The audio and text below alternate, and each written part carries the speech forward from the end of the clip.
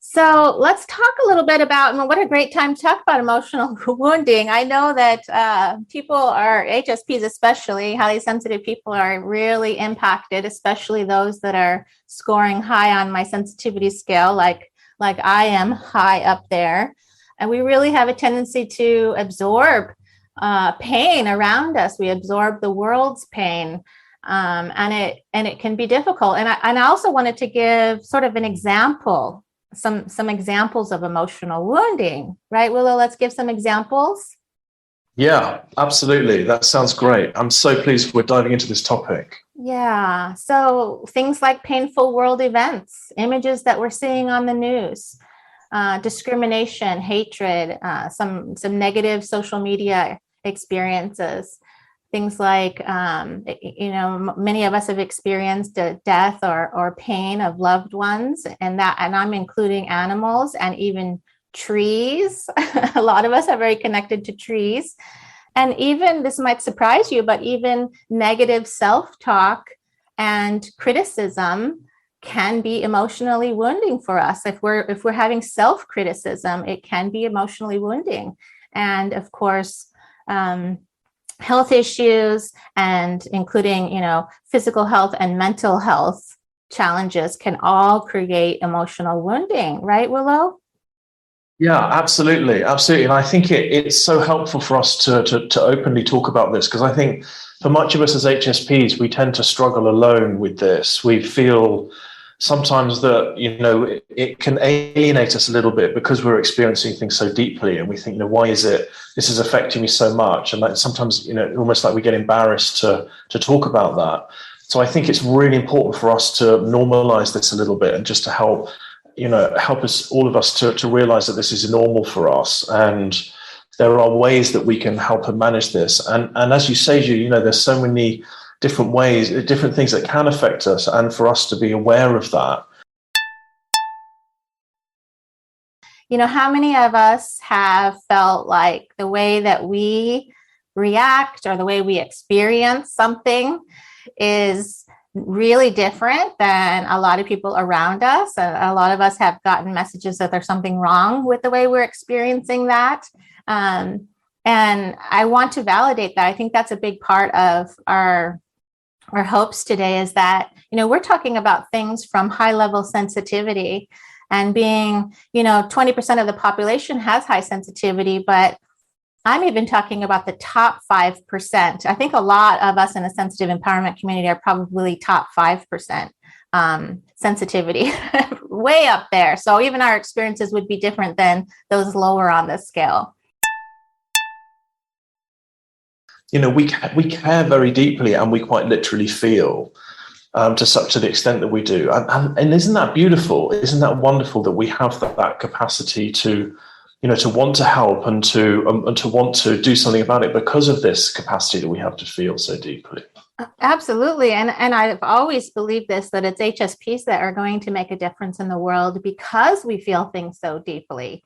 That's what is beautiful about feeling deeply. And I think that really being able to acknowledge and normalize that is important. And really, that's kind of like, for me, I also want to go through several things that help, because, and for all of you that are out there taking notes along the way while we talk, I want you to know I'm going to put all of these things that help in the show notes, and you'll be able to find them at hsppodcast.com. The show notes will have the list of things that help. In case you didn't get everything written down, it'll be there.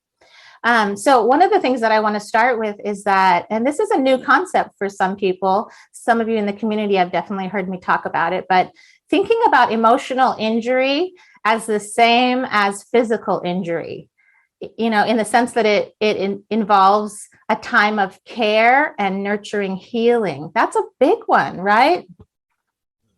Yes, absolutely. Yeah, to give us the space and time that we need to heal in the same way that we would heal a physical injury. Absolutely, absolutely. And to recognize, that the time it takes and the care and the attention in the same way. Absolutely, I completely agree.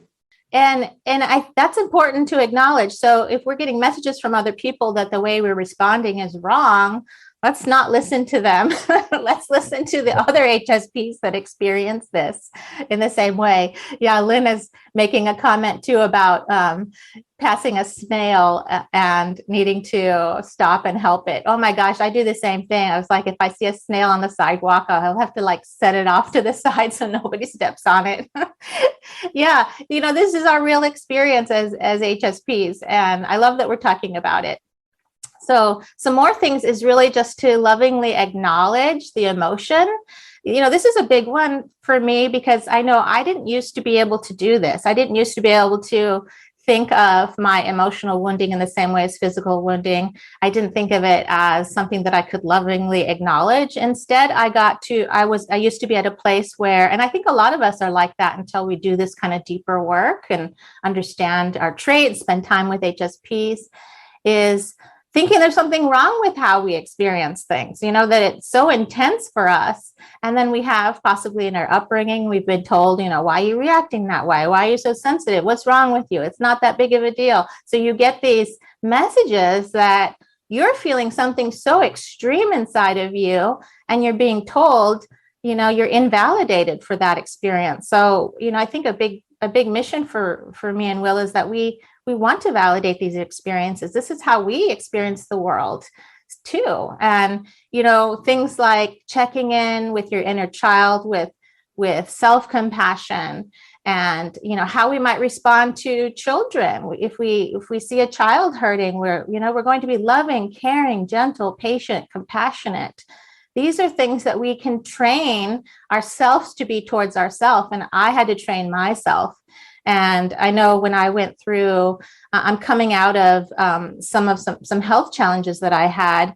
And when I look back at what I was feeling in the moment, it was so difficult. And it was, if I didn't have self-compassion, I would have really gone to a very difficult place, because if we're already hurting in some way, and then we're being, self-critical, we're really just going deeper and deeper into really hard places. So that self-compassion that we talk about is huge. I think that is one of the most important pieces around this, Julia, is when we add on extra self-judgment, it makes everything so much harder to come through. So, when we're having whether it's, a physical pain, emotional pain, spiritual pain, whatever it may be, it's initially to recognize, okay, this is going to take a bit of time for me to come through this, and I need that extra level of self-care, just the way that you're describing it right now, Julie. And I think that when we add on judgment, or we add on self-criticism, or that we're making it wrong in some way, or we're discounting our feelings, that is when it gets really difficult. And then it becomes a much bigger entity to come through. Yeah, definitely. It magnifies it in a way that makes it unbearable. And oftentimes I think we kind of go through the process when I used to work with clients as a psychotherapist. I would work a lot in these areas with clients, because if we are, a lot of times we're hearing messages that we received from our caregivers as children. And I often say, it's like, go through a filtration process. Filter out, are those your genuine feelings, or were those messages you received? And a lot of times you can tell the difference by, HSPs are like the most compassionate people in the world towards others, and really struggle a lot with self-compassion because we tend to be so hard on ourselves. So think about how you would feel about somebody else in that situation who's emotionally wounded. You'd probably be really compassionate and really supportive with them. So try to bring some of that energy back to yourself. That's really helpful. And one thing that I know really helped me during times that were really hard for me were reminding myself that the intensity of the feeling is temporary, and it won't feel that way forever. That sounds like such a simple statement, but that changed my life. Acknowledging that emotion that I'm experiencing is temporary, because it used to be when I was in an emotion, I would think, there's something, it feels like you're just going to feel that way forever, and it's going to be that painful forever. But like going through my recent challenges, I was able to do that for myself this time, to say, you know what, it's not going to always feel like this. And I had some kind of level of awareness this time that I didn't used to have. And that really supported me through the experience. Amazing. Yeah, I think that is such a powerful insight. It really is. That wonderful expression, this too shall pass. And I find that really helps me too. Is that, it's, if my energy's low or something, there's a difficulty, there's something happening. So this too shall pass. And as I say that, I think, okay, yeah, this isn't permanent. But it's so hard to think that in the moment. We think, oh my God, as you say exactly that, I'm always going to feel like this. But it does change. Of course, it changes, and have it's. I think it's around. We're almost parenting ourselves a little bit when something difficult happens. It's an opportunity to switch into our own higher sense of caregiving for ourselves, and utilizing these tools that you're sharing, and all the amazing other tools that you have, Julie, in your resources. But I think that's the opportunity is rather than descending. It's actually to know that we have everything within us to care for ourselves. It's just a matter of switching our awareness a little bit. Exactly in the examples you're giving right here, Julie, is how you've come through what you have recently with that higher sense of awareness and knowing. And I think it's so important for us to give that to ourselves.